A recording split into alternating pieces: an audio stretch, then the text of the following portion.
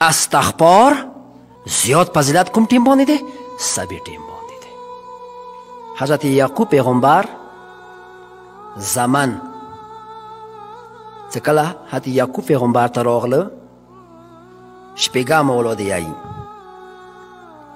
در روایت قلبی سلیم کې شهید محراب سید عبدالحسین دستغی بزرگوالی که نور له مرقده قدس سیره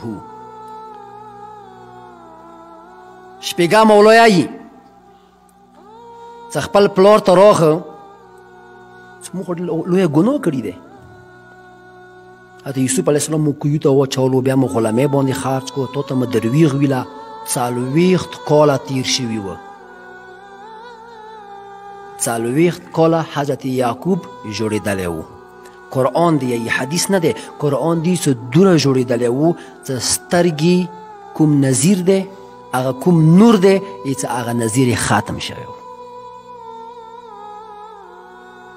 راغله ورته ودرېده چې موږ خو لویه ګناه کړې دی لږ موږ ته استغفار وکړه.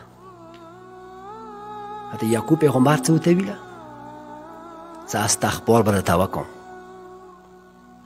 کوم وخت یې ورته معین کو، کوم وخت باندې حضرت یعقوب پیغمبر څه نبی معصوم دی محفوظ عن الخطا دی، کوم وخت باندې یعقوب پیغمبر خپلو زمنو ته د مغفرت طلبه کو. حضرت یعقوب پیغمبر ورته ای جمعې ورځې کومه سبه وه هغه سبه یې ورته چې کوم معین کړل. هرې جمعې ورځې سبې ټیم باندې سحر فجر باندې به حضرت یعقوب پیغمبر خدای ته ودرېد، زمانو ته یې استغفار وکړو. خو امام معصوم دیایی شپږم اولاد دیایی څه خدای ورته زر ورته مغفرت نه وکړو. کسې ځنه داسې ګناهونه دي مغفرت ډېر ګران دی. خدای ډېر کریم دی ډېر رحیم دی. کوتاهی انسان طرف نه وي خو ګناه ډېره سنګینه ګناه یې کړې وه. څومره ګناه سنګینه وي پکار دی مغروره انسان د خدای برګاه کې استغفار وکړي. اسانۍ سره نشوه معاف. کسې یو معصوم نبي ورته استغفار کوي. خو شپږم اولاد یې چې 60 کاله هرې جمعې ورځې کومه سبه وي هغې سبې باندې حضرت یعقوب پیغمبر 60 کاله خدای ته سوال وکړو 60 کاله وروسته خدای معاف کړل. خو کوم وخت یې ورته معین کو؟ فجر یې ورته معین کو، سحر سبه. د سبې کې کوم یو تاثیر دی؟ پروردگار عالم یې چې ما رزق کوم وخت کې تقسیمیږي؟ سبې ټیم باندې تقسیمیږي. د کوم وخت ما درته وښیلو کله سبې اذان کېږي دینه وخته یې مې سترګې راختلی پورې. سحر رحمتونه برکتونه د خدای کوم وخت کې شروع کېږي؟ سبې ټیم باندې شروع کېږي. ځکه فجر کې سحر کې یو اعجاز دی پر مظهر دی لوی تاثیر ورکې دی.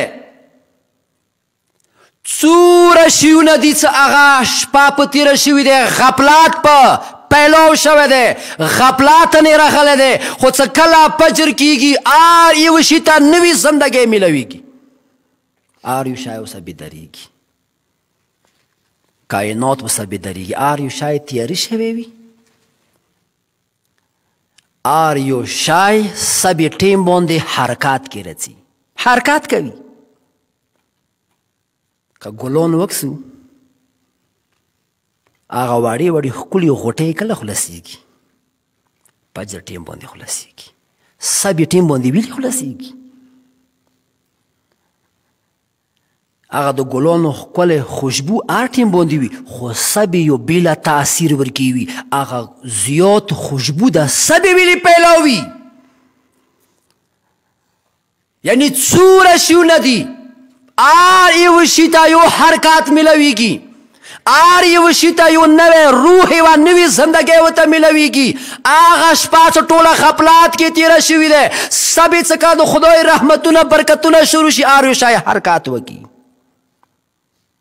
خو که بیا انسان غافل پرو دی ایدی رزق کې به بلکل برکت نه وي. څوک چې سبي خوب کوي هغه به رزق کې برکات نه وي. ویلي د پروردګار عالم د رحمتونو برکتونو سلسله کوم ټیم باندې شروع کیږي؟ سبي ټیم باندې. لکه څنګه هغه رڼا چې مشرق طرف ته څرګندېږي چې سبي المنځه وخت ورسره شروع کیږي. لکه څنګه کائناتو کې هغه سپینوالی چې څنګه څرګند شي ورو ورو پر شنېږي ټول کائنات رڼا کې. که انسان پاڅېدلو هغه چې کوم نور کومه رڼایي چې هغه ټول کائناتو نه پیلو کیږي هغه نه مخکې دغه انسان بیداري وکړله. نبیان لکه څنګه دنیا کې هر یو شی روشن کیږي همداسې د انسان مکمل وجود زندګۍ هر یو شی د انسان ورسره نوراني کیږي. انسان لوی مقام ته ورسره رسیږي. دا یو تاثیر لري. سبا سبي بله یو تاثیر دی، یو اعجاز سبي کې ورکې دی. ځکه قرآن کې خدایا قسم ته نه خوړلی دی والفجر ما سبي نه قسم وي. کسی عربی کې فجر یو وسیع لفظ دی خو یو مصداق سبا هم دی. فجر خدایی چې ما فجر نه قسم وي سبي نه قسم وي خدای دی.